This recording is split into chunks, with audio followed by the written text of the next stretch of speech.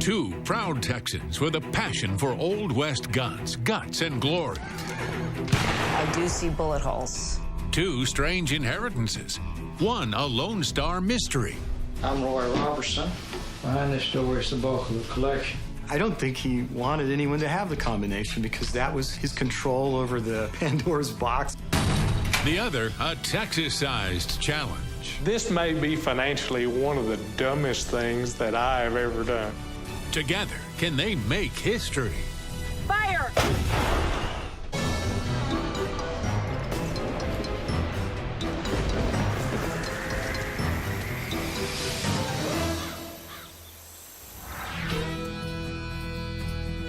I'm Jamie Colby, and today I'm out in West Texas, about 50 miles southwest of Abilene.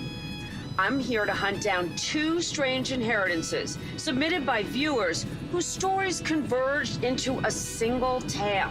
A tale born straight out of the wild, wild West. My name is Garland Richards. In 1998, my dad passed away, left me and my siblings a large cattle ranch and a giant part of history. Well, I got your letter, and I'm dying to learn more about your inheritance. What is this place? This is the Richards Ranch, and this is Fort Chadbourne. We would be glad to show you around. I'm ready. Garland tells me Fort Chadbourne was built in 1852 during the Great Western Expansion. The area had become a hotspot for violence between the pioneers and native Indian tribes. The U.S. military came in here and set up Fort Chadbourne as a buffer zone. And unmistakably, I do see bullet holes. There was a Comanche warrior that was killed in this officer's quarters, and that's part of the history of Fort Chadbourne also. During the fort's early years, a who's who of future Confederate leaders walked through its doors.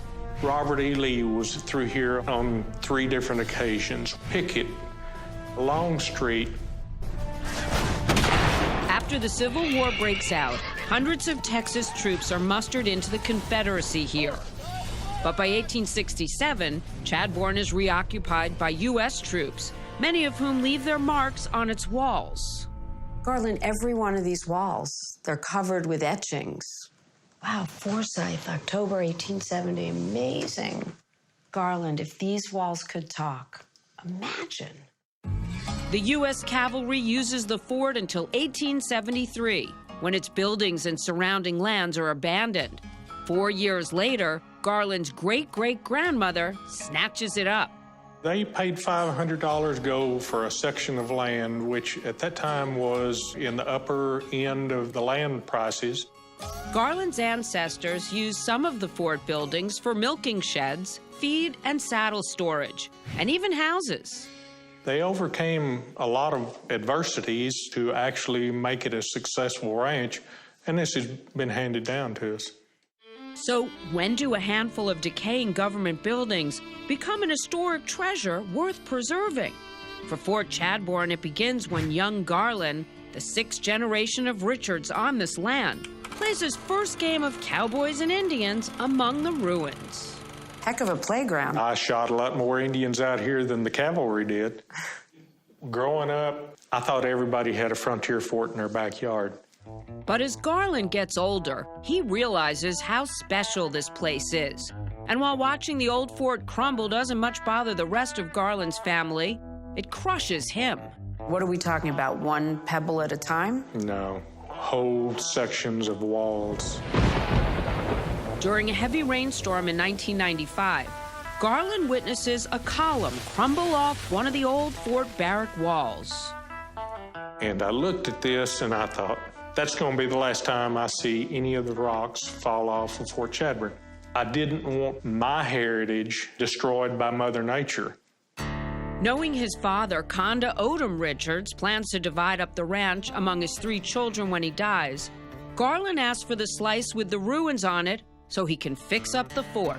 This may be financially one of the dumbest things that I have ever done. When his father dies in 1998 at the age of 72, Garland gets his wish, 9,000 acres. His strange inheritance includes Fort Chadbourne, and he gets $125,000 to boot. Garland's life's mission is now mapped out. He even convinces his bride, Lana, to quit her job and come along for the ride. What do you say to your beautiful bride? I love you, sweetheart. We have a beautiful life ahead. Oh, but I forgot to tell you, we're going to rebuild a fort. He didn't know how complicated it was going to be. He had no clue. Everybody said, "You cannot do this. You are not qualified to do this." But this stubborn rancher won't give up without a fight.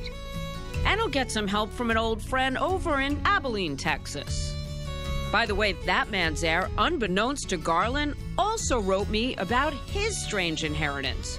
I'm back on the road after the break. But first, our strange inheritance quiz question. After a drought in 1883, Texas made it illegal to carry what items? Matches, siphons, or wire cutters? The answer in a moment.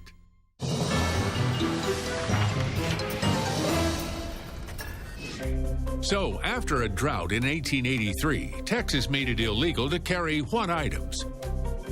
It's C, wire cutters.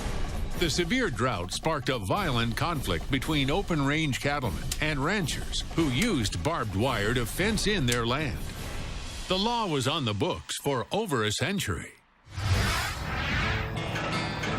Hi there, back on the road again, heading out from Garland Richards' ranch. We'll return to his story, but first we want to pay a visit to another viewer from Abilene, Texas. He wrote me about his strange inheritance. My name is Roy Robertson. When my father passed away, he left the family a mystery in the form of 2 safes. It would take us years to open and unravel the mystery of what was inside. Roy Robertson's father, also named Roy, was a civil engineer by trade. What do you remember most about your dad? I remember as a child thinking my dad was a little nerdy because he was an engineer. He was an outdoorsman. As I grew older, I realized that those interests were quite sophisticated. Such as Roy Sr.'s favorite hobby, scouring the Southwest for antique firearms. That was his passion after his family. To him, that firearm represented American freedom. Riding shotgun on many of these gun hunting trips, fellow history buff Garland Richards. I met Roy at a gun show, and his interest in collecting guns and my interest tied us together as friends. Roy Sr. collects rare firearms for almost 50 years, but only he knows the true extent of his armory. I'm Roy Robertson, and the collection belongs to me. He had everything in a couple of safes in the garage, but he never laid them out for anyone to see the scope of how many were actually there. This is the 1866 rifle. He most certainly never shares the combination to those safes. There's a steel frame, steel door with a deadbolt locking system. Behind this door is the bulk of the collection. That was his power, his control over the Pandora's box. This is also a 66 carbine. Roy Sr. does give others a taste of his collection, though. 1 gun at a time, maybe 2 if you're lucky. It was almost like a celebrity not conducting interviews. He never let them see the whole story. It was a mystery. For Roy Sr., every firearm he collects is a glimpse into the gun-toting frontier. One of the things my dad liked to do was he would pick up one of his favorites and say, "Can you hear what this is saying to you? Can Talk to me. Tell me your story." This particular one has seen some very hard use. That means that this was carried on something, most likely a saddle horn, by someone for thousands of miles, Oh my. protecting themselves from something. So the question is, what was the guy doing with this? Was this a wagon train, cattle drive, a stagecoach? Really tough times, difficult situations, life and death struggle. That love of relics that tell stories from the past drives the now retired civil engineer to help his old pal Garland restore Fort Chadbourne. Once he saw that it represented a very important position in American history, he wanted to come every chance he got. Garland certainly needs help. Remember that $125,000 he inherited along with the fort? He blows through it faster than a Texas Twister. Didn't you ever say, oh my gosh, I don't know how much more of this I can take? Yeah, there's a few times that I'm like, where are we going to get this money? Where are we going to get that money? Was that sad for you and Garland? Oh, Garland was devastated. But Garland's not cowed, and neither is Roy. But do the Buckaroos have enough grit left in their boots? And why does it take so long for Roy Jr. to open Roy Sr.'s locked gun safes? I think that was one of his final practical jokes on me. Next, two strange inheritance stories come together. Here's another quiz question for you. The .405 Winchester was a favorite of which American president? Zachary Taylor, Teddy Roosevelt, or Ronald Reagan? The answer when we return.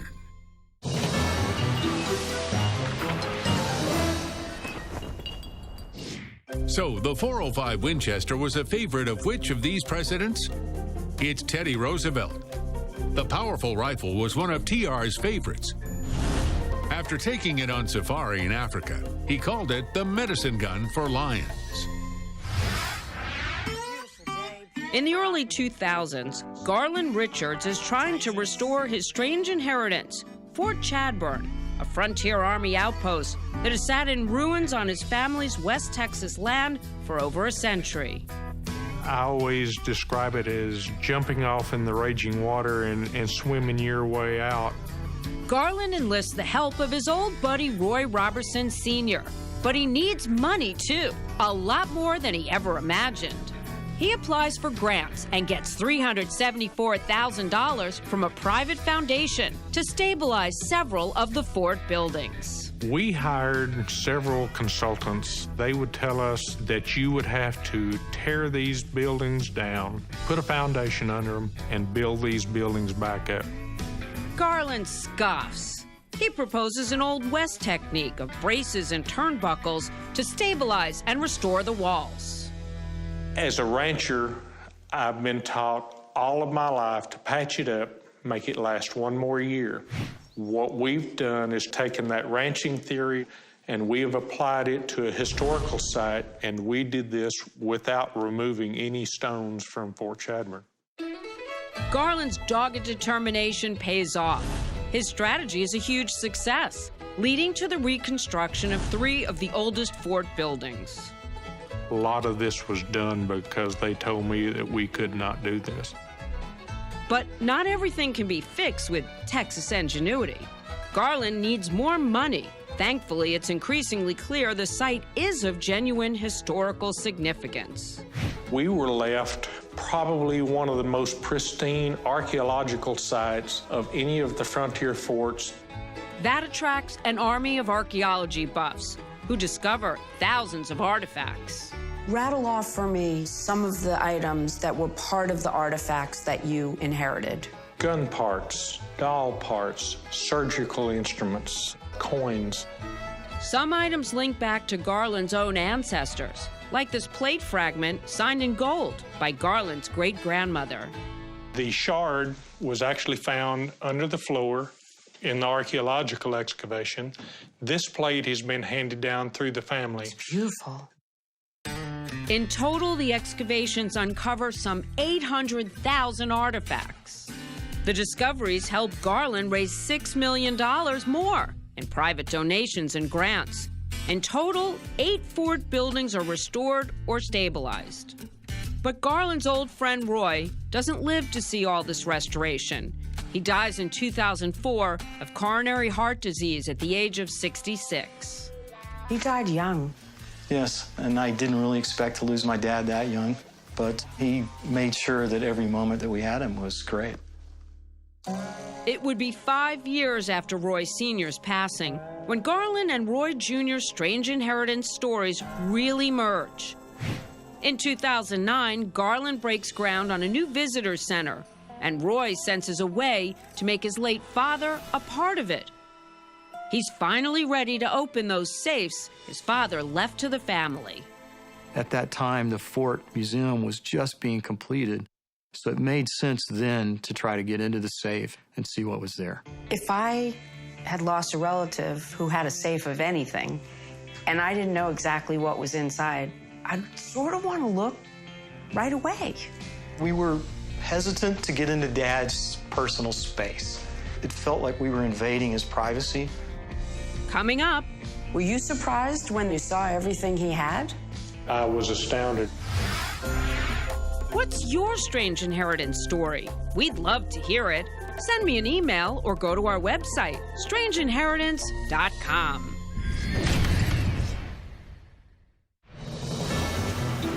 Now back to Strange Inheritance. In 2009, 5 years after they inherited 2 locked gun safes, the family of Roy Robertson Sr. decides it's finally time to solve the mystery inside the vault.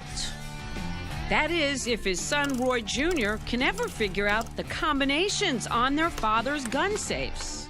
He came up with this combination that was very complicated. It was like a Rubik's Cube puzzle. We didn't know how many rotations, and it was very easy to get the numbers out of order. And then he left out a few numbers. So how long did it take? Days.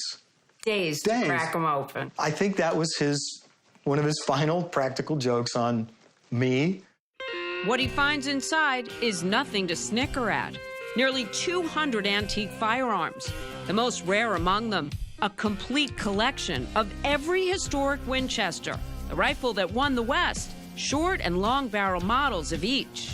It was almost like taking a sack of rare coins and realizing, hey, wait a minute, every date is here and every mint is here. Roy aims to put some of his dad's guns on display at Fort Chadbourne, which Roy Sr. had spent his later years helping to restore. But when word gets out to the gun-collecting community, the family has to rethink things. You knew those guns were valuable. Yes, and I knew that a lot of people wanted them. And is it also true that breaking up the collection and selling them individually could have yielded a huge payday? Probably. That's what we were told by auction houses and people that called us. The family is suddenly between the horns of a dilemma. Based on Roy's research, the firearms could be worth as much as $500,000. He invites his father's old friend, Garland Richards, over to see his inheritance. Were you surprised when you saw everything he had? I had seen one piece at a time. I'd never seen it all in one place. I was astounded. Garland wants Roy Sr.'s guns to be part of Fort Chadbourne, too, to sit on display alongside his own collection. I knew that what my collection lacked, his collection added to this would make a very nice timeline in a gun room. So he makes the family his best offer, around $165,000. Though it's only about a third of what Roy thinks they could make if they sell them piece by piece, the family takes the deal. The reality is, he spent his whole life assembling that group of firearms, and so to disassemble them was very disrespectful in our eyes. And so Roy's complete collection of firearms lives in Garland's now finished visitor center that tells the tale of Fort Chadbourne and the Texas frontier to 25,000 visitors a year. We tried to build this big enough to house all the artifacts and things from Fort Chadbourne. Big enough for a stagecoach. Is this real? Big enough for a stagecoach. It is for real. And big enough for a Texas-sized gun collection. I bet Roy really would have liked to have seen it this way. Roy would like where his guns are. This is exactly what Dad would have wanted. It's on a property run and maintained by his best friend. And it's in a fort that the U.S. Army built and then discarded. So what could be better than that? Of course, for Garland Richards, Fort Chadbourne is more than an old Army fort. It's still the place that first unleashed his imagination while fighting Indians on the frontier. You can tell he hasn't lost that childhood enthusiasm as he rolls up an antique cannon for my visit. This is a serious cannon. Can Yes, you tell it me is. about it? This is a model of an 1835 12-pounder mountain howitzer. This is the smallest of the artillery pieces, but a very, very powerful gun. It can fire a 12-pound shot about 1,000 yards. Okay, your first command is load. Load. Everything you see them doing right there, the same thing they did back in the 1800s. Ready? Fire! Literally, holy smokes. That was amazing. The first time that we ever raised the flag in the middle of the parade ground, I realized this is the first time that the flag has been raised in over 125 years. I was overwhelmed. I'm a proud Texan. I'm a proud American. And this is my contribution back to America. Garland and Roy loved collecting those old guns that won the West, but they never competed over a firearm. That's because Garland favors single-shot rifles, while Roy loved his Winchester repeaters, those classic rifles used by ranchers and outlaws. Two old buddies, their collections now displayed side by side. On that note, I learned something else on this trip to Texas. The state motto is just one word: friendship. I'm Jamie Colby for Strange Inheritance. Thanks so much for watching. And remember, you can't take it with you.